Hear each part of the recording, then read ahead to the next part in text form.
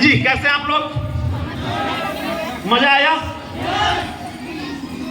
अच्छा, कैसे मजा आया आप लोगों को बताइए। लोगों को देखकर, डांस देख के, चेक देख के, या समोसा मिठाई खाना है उसको सुन के? हाँ जी, चेक देख के। चलिए, कारण है कि आज जिस तरीके से महंगाई बढ़ रही है ना, तो सब लोग चाहते हैं कि बड़े बड़े चेक आना चाहिए। लेकिन चेक आएगा कैसे? मेहनत करने से। साथियों, पहले आगे की बात करने से पहले मैं अपना परिचय दूंगा। नाम डॉक्टर सुनील कुमार, बेसिकली रहने वाला डिस्ट्रिक्ट वैशाली बिहार। और इस वंडरफुल बिजनेस की शुरुआत मैं भी अपने प्रैक्टिस के साथ किया था और आज इस बिजनेस को फुल टाइम प्रमोट करता हूं साहब।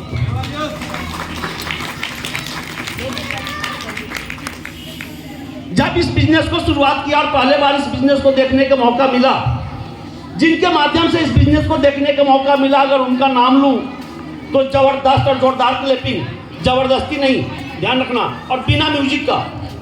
अगर रियल में चाहते हैं ना कि जुनून में अगर गर्मी है तो दिखाना पड़ेगा, हाँ जी, और ये म्यूजिक के तालियों से कभी नहीं दिखेगा। तो अगर अपलाइन का नाम लूं तो एक बार जबरदस्त और जोरदार क्लैपिंग। और यहाँ पे एक बात और कहना चाहूंगा, जितने भाई बहनें हैं प्लीज शांति से बैठें। हाँ जी बहन जी, शांति से आप लोग बैठेंगे तभी कुछ समझ में आएगा, नहीं तो शायद बार बार लोग कहेंगे कि भाई मीटिंग तो हमने इतने ज्वाइन कर लिया, इतने मीटिंग अटेंड किया, लेवल 1 भी नहीं आया। नहीं, ऐसा सुनने को मिलता है ना। तो इन बातों से अगर बचना चाहते हैं तो मीटिंग में आए हैं तो मीटिंग को समय दीजिए।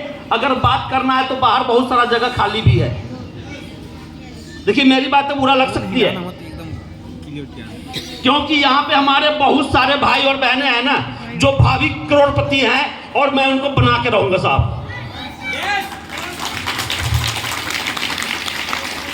तो साहब, मैं कह रहा था कि जब इस बिजनेस को देखने का मौका मिला और जिनके माध्यम से देखने का मौका मिला, एक बार उनका नाम लूं तो जबरदस्त और जोरदार क्लैपिंग मिस्टर संजीव कुमार सिंह जी के लिए साहब।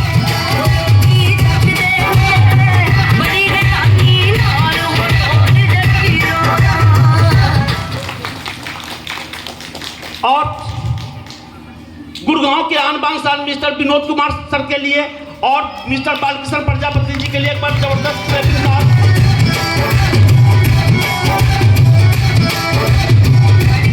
और उससे भी ज्यादा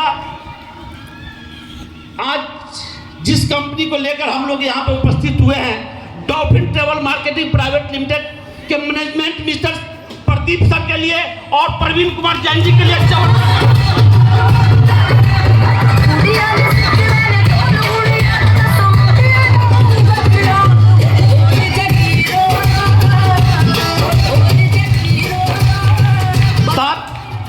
कहानी तो यहां से स्टार्ट हुआ जो प्लान देखा, हाँ जी। उससे पहले तक कोई कहानी नहीं थी और कोई पहचान नहीं थी, और आज जो पहचान बनी और जो कहानी बनी है ना, डॉल्फिन के लिए बनी है। तो एक बार जबरदस्त तालियां अपने लिए साहब। इस बिजनेस को देखा और बिजनेस रियल में वंडरफुल है, इसमें कोई डाउट नहीं है। ये बातें आज मैं कह रहा हूं, हाँ जी। लेकिन जब इस बिजनेस को देखा था उस समय मेरे मन में भी यही आया जो आप लोगों के मन में आता है, हाँ जी। क्या आता है मन में? मेरे मन में भी आया कि यार ये बिजनेस 2 करोड़ का बिजनेस है, 6400 रुपये लगाना है और 3 बनाना है, हाँ जी। ये विचार मेरे मन में भी था। मैंने बोला कि सर इस बिजनेस को ज्वाइन करूंगा, 2 दिन का टाइम दीजिए। उन्होंने बोला ठीक है, क्योंकि उस समय वो भी उतना ही नहीं थे जितना आज हमारे भाई, जिनका आप लोगों ने देखा होगा 3rd लेवल और 4th लेवल हुआ है, यस नो, दोनों आदमी वैसा ही थे। उन्होंने बताया, मैंने बोला कि ठीक है सर मैं करूंगा। लेकिन उसके बाद वो जैसे गए मैं 3 ढूंढने लगा,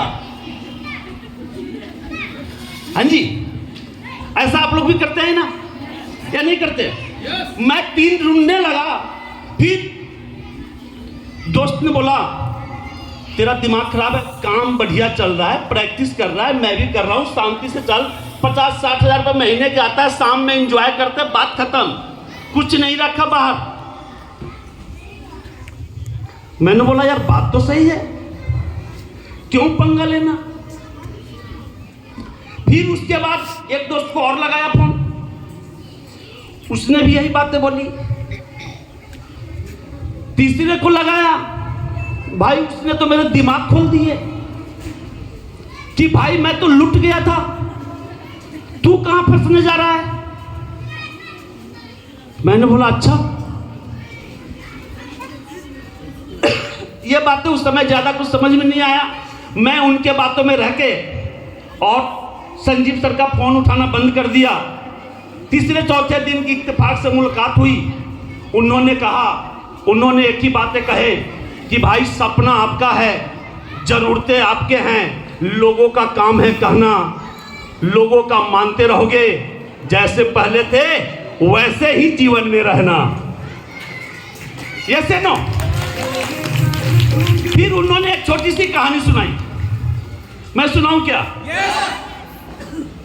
देखो सीनियरों की साहब कहानी है और इतनी आसान भाषा में अगर सुना दो, इतनी आवाज में, तो कैसे मजा आएगा क्या? पक्का क्या?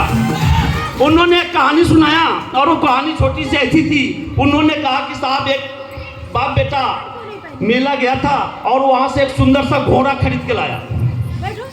क्या खरीद के लाया जी? घोड़ा खरीद के लाया।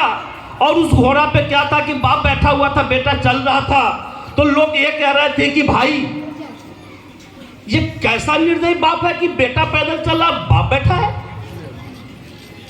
बाप को भी थोड़ा अजीब लगा। बाप ने क्या किया कि घोड़े से उतर गया, बेटे को बैठा दिया। फिर कुछ दूर चला, फिर कुछ दूर चलने के बाद लोग कहने लगे भाई ये कैसा बेटा है, बाप पैदल चल रहा है और ये घोड़े पर बैठ के चल रहा है। बाप और बेटा सोचा कि ये तो बड़ा मुश्किल है, बाप बेटा दोनों बैठ गया। फिर कुछ दूर चला। अब कुछ दूर चलने के बाद लोगों ने कहना स्टार्ट किया ये कैसे दोनों बाप बेटे हैं, एक निर्जवान जानवर के ऊपर दोनों बैठे हैं। फिर दोनों बड़ा आश्चर्य रहा। दोनों ने क्या किया कि वो दोनों उतर गया और फिर घोड़े को दोनों बाप बेटा लेके जा रहा था। फिर कुछ दूर चला, कुछ लोग बोले ये कैसा बेवकूफ है, अच्छा सा घोड़ा लेके जा रहा है, दोनों पैदल चल रहा है। हाँ जी भाई साहब, एक बात सुनना, ये कहानी सुन के ना मेरी दीवान की ढक्कन खुल गई कि साहब जिंदगी आपको है, जीनी कैसी है, डिसीजन आपकी होनी चाहिए, वरना ऐसी धक्का खाते रहेंगे साहब। फिर उनसे मैंने पूछा कि सर बताओ कि इस बिजनेस में करना क्या है। उन्होंने बताया कि इस बिजनेस को करने के लिए सीखना पड़ेगा। हाँ जी, इस बिजनेस को करने के लिए सीखना पड़ेगा। मैंने बोला कि सर इसमें सीखना है क्या? बोला कि यही बातें हैं। उन्होंने एक ही बात बोला कि आप भी पढ़े लिखे, मैं भी पढ़ा लिखा हूं, एक बात बताओ मैं इंजेक्शन लगा सकता हूं क्या? मैंने बोला नहीं सर सीखना पड़ेगा। मैंने बोला कि सीखना पड़ेगा। वो बोले कि सर ये आपका काम है, आप इसको बखूबी कर सकते हो, ये मेरा काम है, मैं इसको बखूबी कर सकता हूं। आपका काम मैं करता हूं तो मुझे सीखना पड़ेगा और मेरा काम आप करोगे तो आपको भी सीखना पड़ेगा, इसीलिए सीख के करना पड़ेगा। साहब सीख के करना स्टार्ट किया और सीखते सीखते इस बिजनेस का फर्स्ट और सेकेंड लेवल लिया। और नॉर्मली फिर गरारी फंसती है ना, हाँ जी गरारी फंसती रहती है। अब गरारी फिर ऐसी फंसी, किसी ने कह दिया कि भाई ये तो छोटे चेक आ जाएंगे, बड़े चेक नहीं आएंगे। ऐसी कंपनी आई थी, बड़े चेक नहीं मिलते, जो काम चल रहा है वो भी खराब हो जाएगा। भाई साहब फिर गरारी फंसी और फिर मैं कुछ दिन के लिए रुक गया। उसके बाद इस बिजनेस को करने के लिए ललक तो थी ही अंदर से सर एक बार फिर मिले, बोले कि क्या करना है, करना नहीं है क्या? मैंने बोला सर बिल्कुल करना है। तो बोले कि ठीक है आप करो या मत करो, एक प्रोग्राम है वहाँ चलना है क्या? बोले कि मैं बोला कि ठीक है मैं चलूँगा, क्योंकि घूमने फिरने का शौकीन मैं शुरू से था। पानीपत के प्रोग्राम में गया और उस प्रोग्राम में जब गया तो वहाँ पे देखा कि 3 प्रोफेशन के लोग थे, डिफरेंट माने समझिए कि कामों को करते थे, और उसके बावजूद उन्होंने 75 लाख के चेक लिए, जो 76,80,000 का चेक है 14 लेवल का। यस या नो? जब वहाँ पे देखा तो जो हरियाणा गवर्नमेंट में जॉब करते थे, सरकारी जॉब, उन्होंने भी 14 लेवल के चेक को लिया। जो स्कूल के मालिक थे मिस्टर प्रदीप गिल जी, उन्होंने भी इस चेक को लिया। और हम सबके साथ रॉयल्टी अचीवर जो है मिस्टर सुरेश भार्गव जी, एक बार उनके लिए भी तालियां, उन्होंने भी 75 लाख के चेक लिया था। एक बात वहां पे समझ में आ गया कि इनके जब चेक आ सकते हैं ना, तो अपना भी आ सकता है। मैं थोड़ा देर वेट किया और मैंने बोला सर से कि सर आप ये 75 लाख के चेक क्लियर हुआ दिखा सकते हैं क्या? क्योंकि वहां पे लोग ज्यादा था। उन्होंने कहा यस दिखा सकते हैं, लेकिन थोड़ा सा वेट करना पड़ेगा। वेट करने के बाद जब उन्होंने पासबुक दिखाया, क्योंकि उस समय चेक मिलती थी, चेक के फोटोकॉपी भी दिखाया और पासबुक में क्लियरेंस भी दिखाया, तो विश्वास हुआ कि यस कर सकते हैं। और उस दिन साहब लौट के आया, दुनिया एक तरफ अपने एक तरफ से साहब। हाँ जी, उस दिन साहब लौट के आया। अगले 15 दिन के अंदर 3rd लेवल, अगले 15 दिन में साहब 4th लेवल, और अगले 15 दिन में 5th लेवल, और अगले 1 महीने में साहब 6th लेवल, यानी 4 महीने में 6th लेवल कंप्लीट किया था साहब।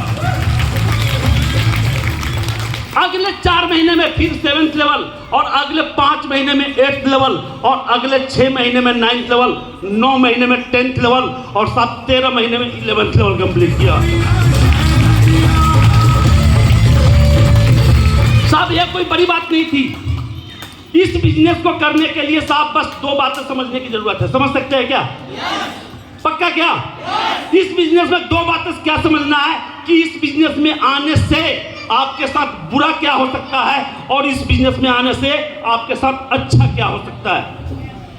हाँ जी, यही 2 बातें सोचने की जरूरत है, समझने की जरूरत है। तीसरी कोई बात सोचने और समझने की जरूरत नहीं है,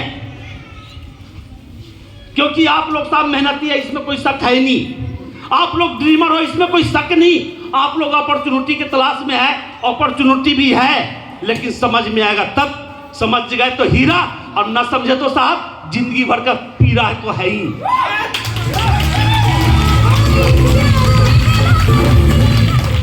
इस बिजनेस में साहब समझने वाली बात यह है कि 6400 रुपए लगाकर बुरा से बुरा क्या हो सकता है। हाँ जी, 6400 रुपए लगा के बुरा से बुरा क्या हो सकता है। 6400 से ज्यादा का तो सामान मिल जाता साहब। यस या नो? मिल जाता है ना? यानी कि बुरा कुछ भी नहीं है, बुरा कुछ भी नहीं है। और चल गया तो अच्छा ये है कि 2 करोड़ रुपए आएंगे, और आपके नहीं, आने वाले कम से कम 1 से 2 जनरेशन की तकदीर और तस्वीर बदल जाएगी साहब।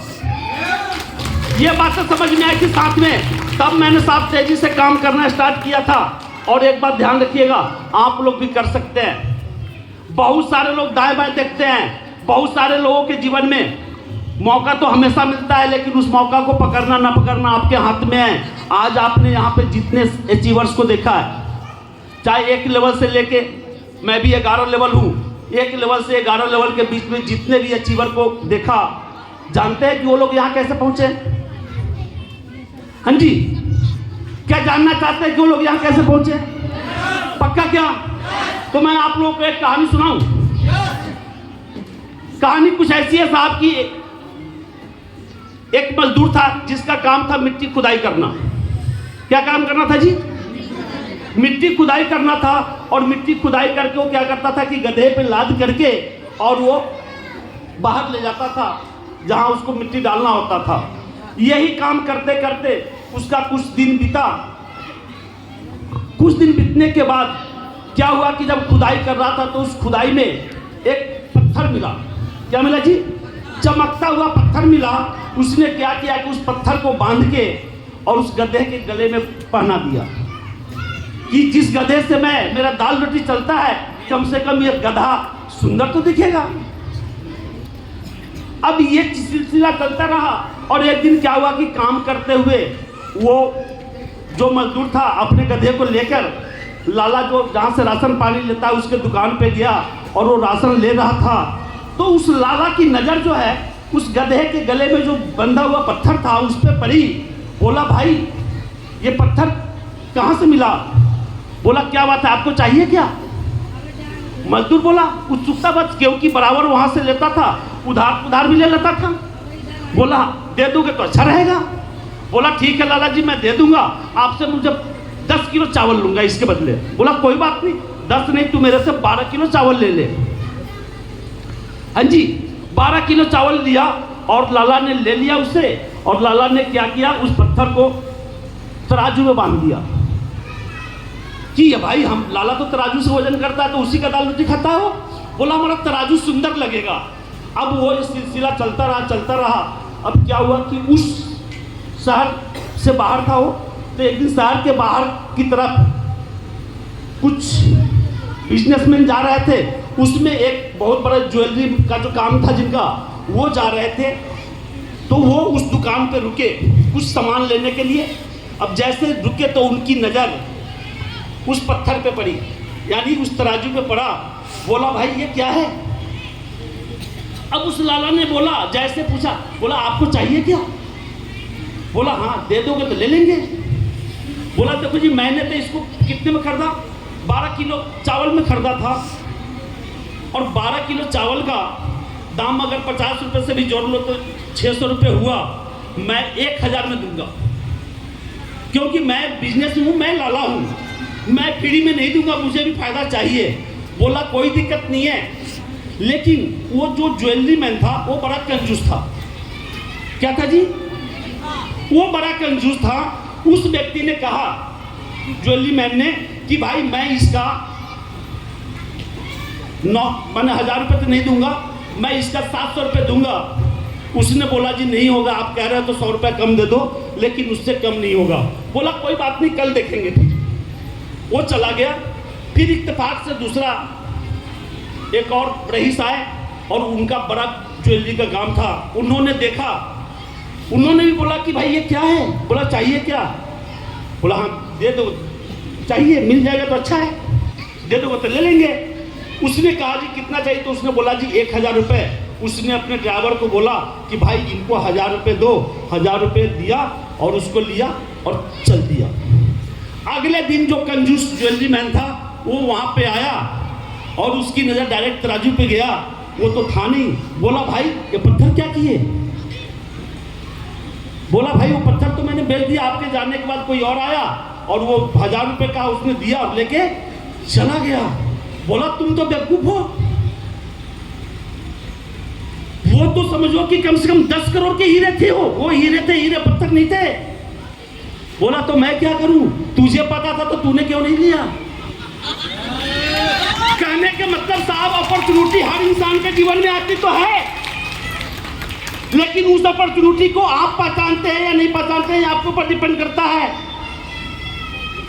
आप पकड़ते हैं या नहीं पकड़ते हो आपके ऊपर फर्क माने आपके ऊपर डिपेंड करता है। कारण है बहुत सारे लोग क्या करते हैं कि प्लान देखते हैं और प्लान देखने के बाद पड़ोसी से पूछेंगे और फिर कहते हैं जी मैं तो नहीं करूंगा, और वही पड़ोसी 3 दिन बाद ज्वाइन कर लेता है और फिर उसके नीचे आके फिर ज्वाइन कर लेते हैं।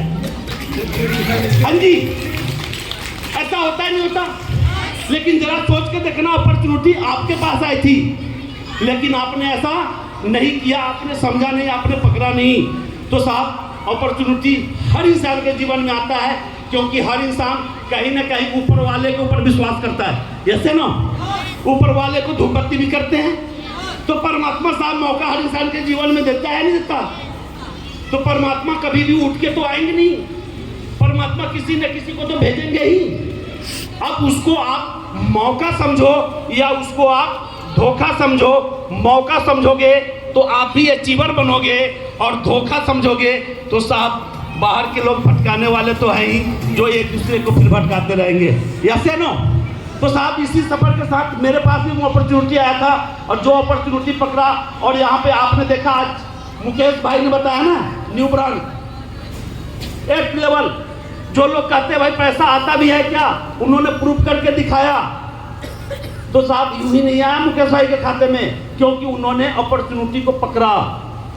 आज जो न्यू ब्रांड 6th लेवल भाई कुंदन जी का जो हुआ है, इन्होंने भी अपॉर्चुनिटी को पकड़ा। अपॉर्चुनिटी आपके भी जीवन में दस्तक दी हुई है। समझना और ना समझना आपके ऊपर डिपेंड करता है। आप भी अगर समझते हैं तो साहब, अच्छा ताली बजाने का मन है क्या? अच्छा ताली बजाने का मन है तो 2024 वाला ताली बजाना पड़ेगा, क्योंकि हो सकता है 2024 में ताली बजाने का मौका ना मिले भी। हाँ जी, क्या होने वाला है ना, तो 2024 वाला ताली बजा के दिखाइए, जो ऐसा ताली आज तक आप लोगों ने बजाया ही नहीं होगा।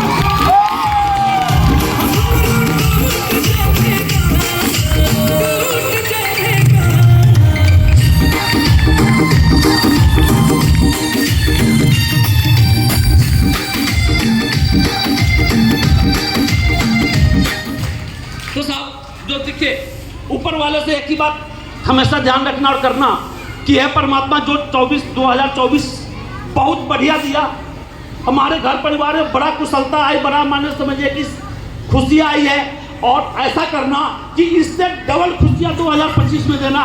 दुआ कर सकते हैं ना? हाँ जी साहब, एक बात ध्यान रखना, अच्छा के लिए सोचोगे उसमें भी मेहनत लगती है ना, और अच्छा ना सोचो उसमें भी मेहनत लगती है। तो कुछ ज़्यादा अच्छा क्यों ना सोच सकते हैं, क्योंकि एक बात ध्यान रखिएगा, अगर सपने के बारे में सोचेंगे तो सपने पूरा होगा, और सपने के बारे में ना सोचेंगे तो जो काम कर रहे हैं वो ही होगा। कारण है, सपने पूरा करने के लिए क्या करना पड़ता है साहब? पैसा कमाना पड़ता है। और पैसा कहाँ से कमाया जाता है? हाँ जी, पैसे कहाँ से कमाया जाता है?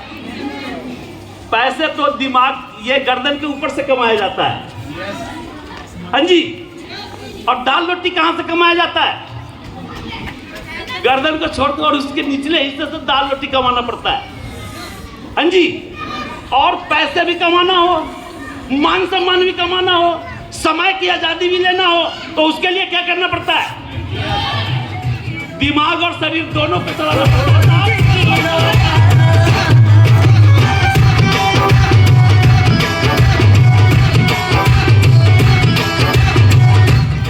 जो दिमाग और शरीर दोनों चलाएगा साहब, वही जीवन में बहुत कुछ बेहतर करेगा। तो कर सकते हैं? पक्का क्या? लेकिन उसके लिए साहब डिसीजन लेना पड़ेगा। देखो 2024 में जो कुछ किए हो उससे डबल 2025 में करना है। तो एक बार 2025 के साथ जबरदस्त और जोरदार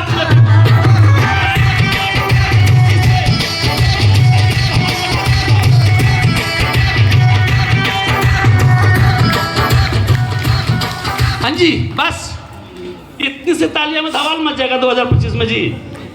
हाँ जी, लगता है।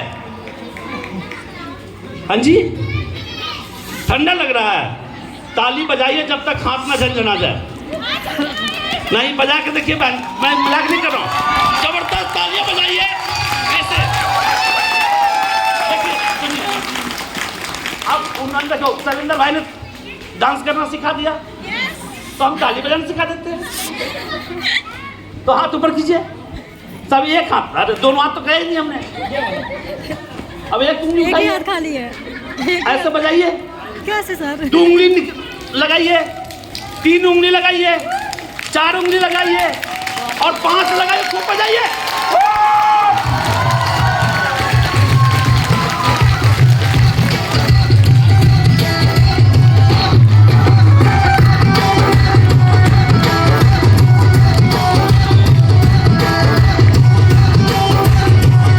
हाँ जी, अभी भी लग रही है क्या सर्दी?